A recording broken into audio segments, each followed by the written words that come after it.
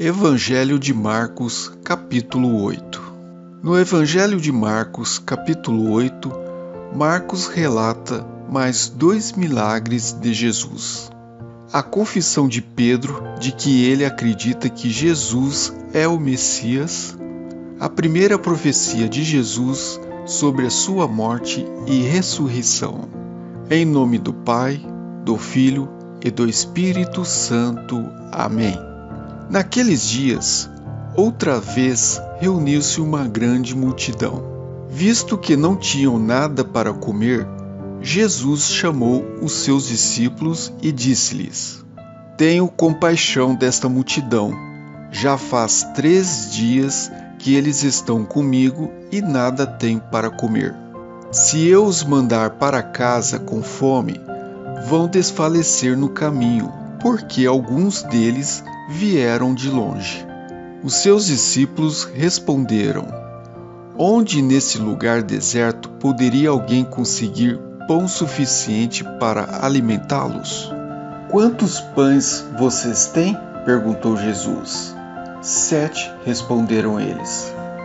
Ele ordenou à multidão que sentassem no chão. Depois de tomar os 7 pães e dar graças, partiu-os e os entregou aos seus discípulos, para que os servissem à multidão, e eles o fizeram. Tinham também alguns peixes pequenos. Ele deu graças igualmente por eles e disse aos seus discípulos que os distribuíssem. O povo comeu até se fartar, e juntaram 7 cestos cheios de pedaços que sobraram.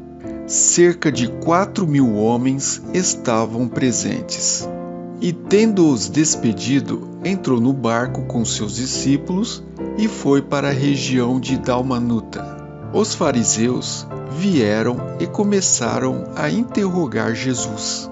Para pôr Jesus à prova, pediram-lhe um sinal do céu.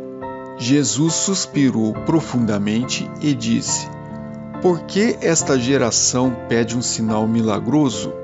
Eu afirmo que nenhum sinal será dado a vocês. Então, Jesus se afastou deles, voltou para o barco e foi para o outro lado. Os discípulos haviam se esquecido de levar pão, a não ser um pão que tinham consigo no barco. Advertiu-os Jesus: Estejam atentos e tenham cuidado com o fermento dos fariseus e com o fermento de Herodes. E eles discutiam entre si, dizendo: É porque não temos pão. Percebendo a discussão, Jesus lhes perguntou: Por que vocês estão discutindo sobre não terem pão? Ainda não compreendem e não percebem? O coração de vocês está endurecido. Vocês têm olhos, mas não veem. Têm ouvidos, mas não ouvem. Não se lembram? Quando eu parti os 5 pães para os 5.000, quantos cestos cheios de pedaços vocês recolheram? 12, responderam seus discípulos. E quando eu parti os 7 pães para os 4.000, quantos cestos cheios de pedaços vocês recolheram? 7, responderam eles. Ele lhes disse: Vocês ainda não entendem? Eles foram para Betsaida, e algumas pessoas trouxeram um cego a Jesus, suplicando-lhe que tocasse nele. Ele tomou o cego pela mão e o levou para fora do povoado. Depois de cuspir nos olhos do homem e impor-lhe as mãos, Jesus perguntou: Você está vendo alguma coisa? Ele levantou os olhos e disse: Vejo pessoas. Elas parecem árvores andando.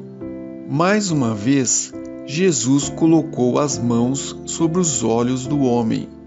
Então, seus olhos foram abertos e a sua vista lhe foi restaurada, e ele via tudo claramente. Jesus mandou-o para casa, dizendo: Não entre no povoado. Jesus e os seus discípulos dirigiram-se para os povoados nas proximidades de Cesareia de Filipe. No caminho, Jesus lhes perguntou: Quem o povo diz que eu sou? Eles responderam: Alguns dizem que és João Batista, outros Elias, e ainda outros um dos profetas. E vocês? Perguntou ele. Quem vocês dizem que eu sou? Pedro respondeu: Tu és o Cristo.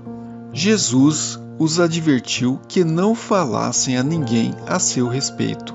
Então ele começou a ensinar-lhes que era necessário que o Filho do Homem sofresse muitas coisas, que ele seria rejeitado pelos líderes religiosos, pelos chefes dos sacerdotes e pelos mestres da lei, fosse morto e 3 dias depois ressuscitasse. Ele falou claramente a esse respeito. Então Pedro, chamando-o à parte, começou a repreendê-lo. Jesus, porém, voltou-se, olhou para os seus discípulos e repreendeu Pedro, dizendo: Para trás de mim, Satanás! Você não pensa nas coisas de Deus, mas nas dos homens. Então ele chamou a multidão e os discípulos e disse: Se alguém quiser acompanhar-me, negue-se a si mesmo, tome a sua cruz e siga-me. Pois quem quiser salvar a sua vida, a perderá. Mas quem perder a sua vida por minha causa e pelo Evangelho, a salvará. Pois que adianta ao homem ganhar o mundo inteiro e perder a sua alma? Ou o que o homem poderia dar em troca de sua alma? Se alguém se envergonhar de mim e das minhas palavras nesta geração adúltera e pecadora, o Filho do Homem se envergonhará dele quando vier na glória de seu Pai com os santos anjos. Palavra da salvação. Glória a vós, Senhor. Em nome do Pai, do Filho e do Espírito Santo. Amém.